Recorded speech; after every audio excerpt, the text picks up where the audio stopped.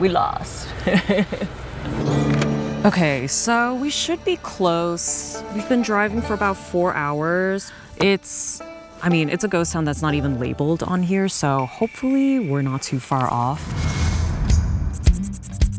Nevada is home to more than 600 ghost towns, which means that there are more ghost towns than even populated towns in this state.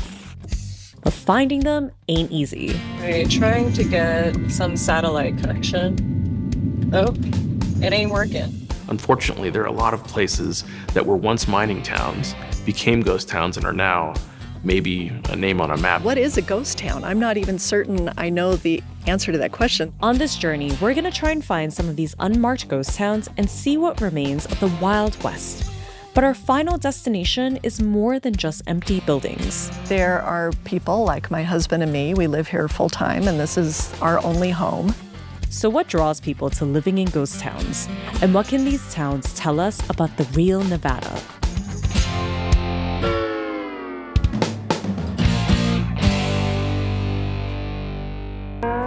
Now, before we get any further, I just want to mention that this video is presented by Travel Nevada. Nevada's ghost towns have long fascinated people, but I knew that there had to be more to the story than just abandoned buildings. So when I learned that Nevada still produces over 70% of the gold in the US, I knew that the 1800s gold rush was more than just a fad. Mining has shaped Nevada. So in this video, we're gonna go see some real ghost towns, check out some of the technology that made all this gold possible, and also meet some of the people who are still living in these century-old towns. So if you're down for an adventure, keep watching. This is a state that's vast and varied, curiously uncommon, and wild at heart. It's also important to note that Travel Nevada didn't dictate the content of this story, but their support made our reporting and this adventure possible. And now, back to the video. Our journey started in Reno. We knew that visiting these ghost towns would unlock some answers to how gold changed the state of Nevada, but we needed a local expert to point us in the right direction. So we met up with Tammy Force, a ghost town historian who has been to hundreds of sites in Nevada. And I've always loved exploring ghost towns, and kind of in my middle age, I decided my goal was to go to every ghost town in Nevada and the Eastern Sierra and photograph them. How many have you been to at this point? I think I'm at about 800 for Nevada and the Eastern Sierra. Tammy documents her travels on her website, Nevada Ghost Towns and Beyond. Why does Nevada have so many ghost towns? It's because mostly the mining industry. I would say about 90% are directly related to mining.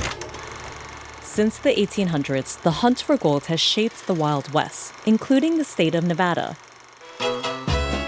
The first mining discoveries in Nevada were made by people who were traveling across Nevada to the California Gold Rush. This is Professor Eric Nystrom, who studies the history of mining and technology at the University of Nevada, Reno. And along the way, the people that were heading for gold in California, you've got the equipment, and so why not just kind of try panning here and there? $20 million in gold. The magic cry of gold. Gold rush.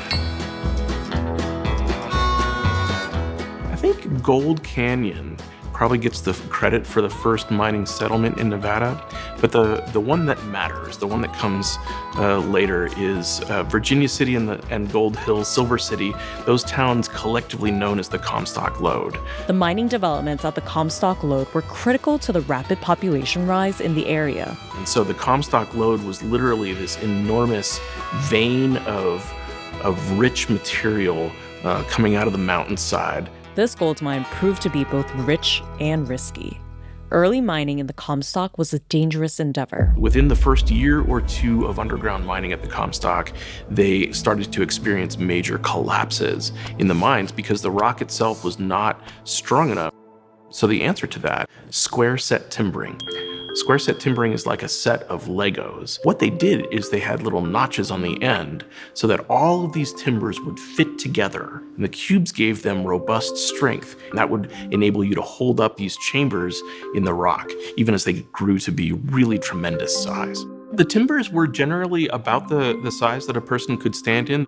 What started here on the Comstock, square set timbering, became across the American West the standard way of supporting roofs in underground mines. And so it's a story not only of invention, but also of innovation. But almost as quickly as technology built up these mining towns, they also depleted them. Once the mines ran out of gold and silver, many of these towns were abandoned, becoming ghost towns.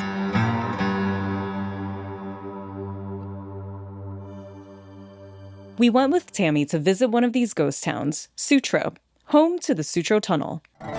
This is the road at Fortune Drive. We're going to cut up and around so you can see Sutro up on the right-hand side. When I decided to visit every ghost town, Sutro was one that I thought I would never make. Hi. Howdy.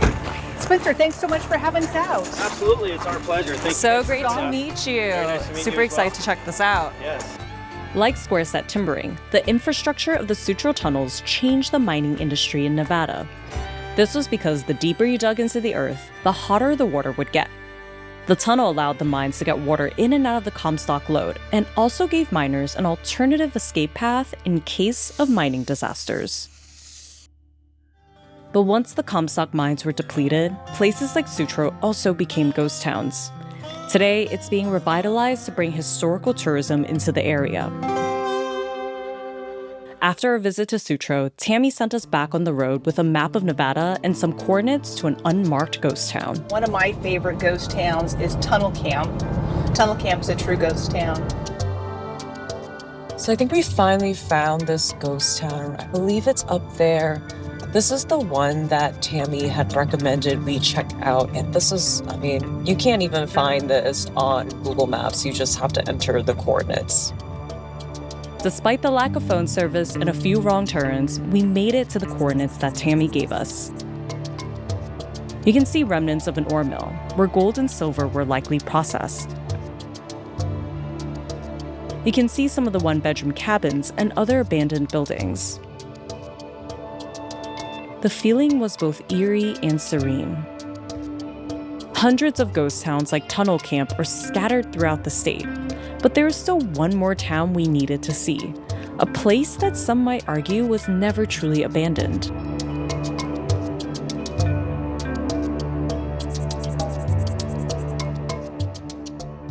As we made our way east, we found the ghost town of Midas, population 14. Here we met Dana Bennett, the president of the Friends of Midas, an organization founded by her father that is preserving the history of Midas. Midas shows up on maps as a ghost town.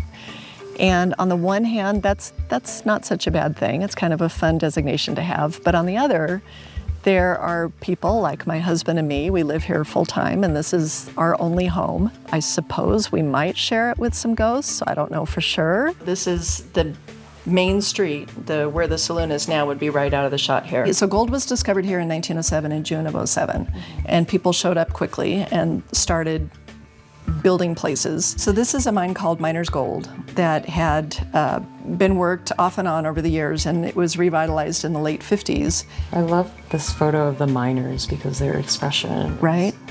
And I can't imagine what that was like on a daily basis. They would have used square set timbering, which is kind of how this portal was built. Like so many of the ghost towns in Nevada, Midas came to life over a century ago thanks to mining technology, including large ore mills that made mining more profitable for the town. We're standing on the foundation of one of the buildings in the mill complex.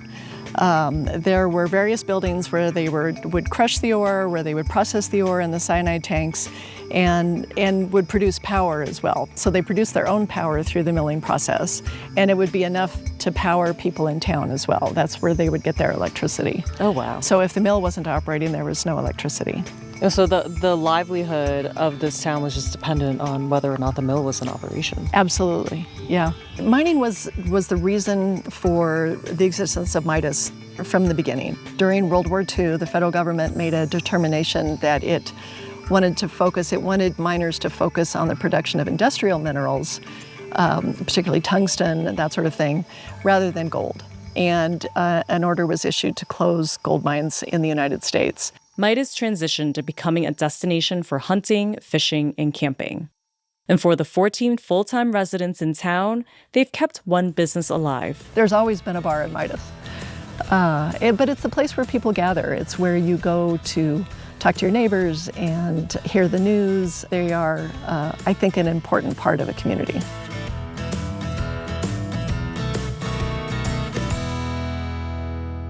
understanding how people lived in the place that you now live in is just makes the experience that much more rich. Getting to explore Nevada with folks like Dana, Tammy, and Eric, I've come to discover that ghost towns are more than just abandoned buildings. They're pieces of history that keep people connected to the ingenuity that built the Wild West.